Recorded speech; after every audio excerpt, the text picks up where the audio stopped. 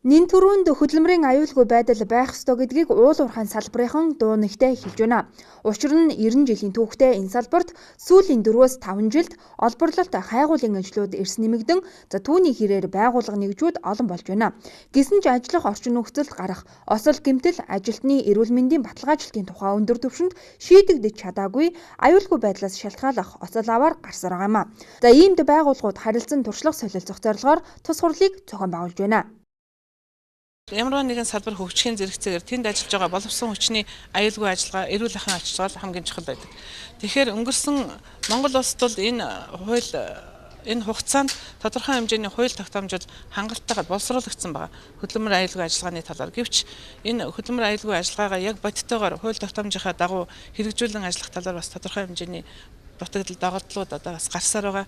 Ялангуяа өнгөрсөн оны байдлаар үзэхэд 2011 онд 80 гаруй одоо аваар осол гарчээ хөдөлмөр аюулгүй ажиллагаатай холбоотой. Энэ нь одоо технологийн горим алдагдсантай хөдөлмөр хамгааллын хувцас дутуугаас мөн хөдөлмөрийн зохион байгуулалт, ээлжийн зохион байгуулалт буруугаас иймэрхүү аюул аваарын байдлууд гарсан байна л да.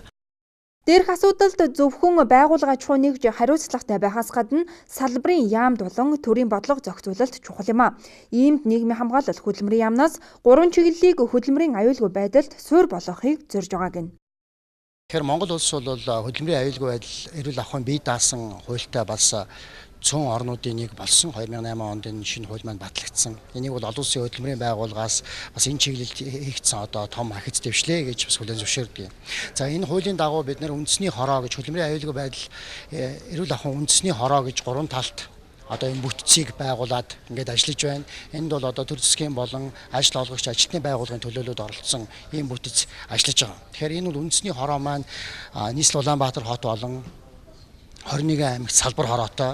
За одоо энэ жилдээ бол одоо хөдөлмөрийн аюулгүй байдлын асуудал бид онцгойлон анхаарч энэ салбарын яамд дээр бас салбар хороогоо байгуулах чиглэлээр одоо төлөвлөгөө гаргаад ажиллаж байна.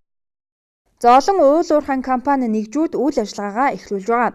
Тэд дэлхийн бусад улс орны жишгээр өөрийн салбарт тохиолддог хөдөлмөрийн аюулгүй байдлын шинэ стандарт менежментийг нэвтрүүлэхэд анхаарч байгаагийн тод жишээ бол оюутлага компани хэрэгжүүлж буй төлөвлөгөө юм. Уул уурхайн салбартаа смарт зэсгийн салбарт нэлээд өндөр агуулгатай том ордын маань тийм учраас Ретинта компани бол оюутлага энэ төслийг бол одоо авч явах гэж байгаа менежер компани л та. Тэгээд Ретинта компани маань өөрөө уул уурхайн зөвлөлт 100 гаруй жилийн туршлагатай.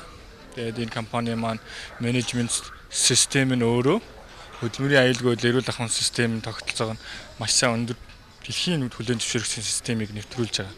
Тэгээд бид нар оюутлага энэ дээр ямар давуу талтай вэ гэхээр энэ компани тэр мундаг дэлхийд хүлээн зөвшөөрсөн олон улсын стандарт нийцсэн. Тэр стандартыг бид нар оюутлагад нэвтрүүлж байгаа. Тэрүүгээрээ давуу тал. За уул уурхайн салбарт албан ёсны бүртгэлтэй 50,000 гаруй, за албан бус бүртгэлтэй 35,000 гаруй иргэд хөдөлмөрлөж байна. Жил ирэх бүр хүрээгээ уламт хэлэх. Энэ их айлт хөдөлмөрийн аюулгүй байдлыг сайжруулна гэдэг гол асуудал болоод байгааг салбарынхан хурлын үеэр онцолж байсан юм а.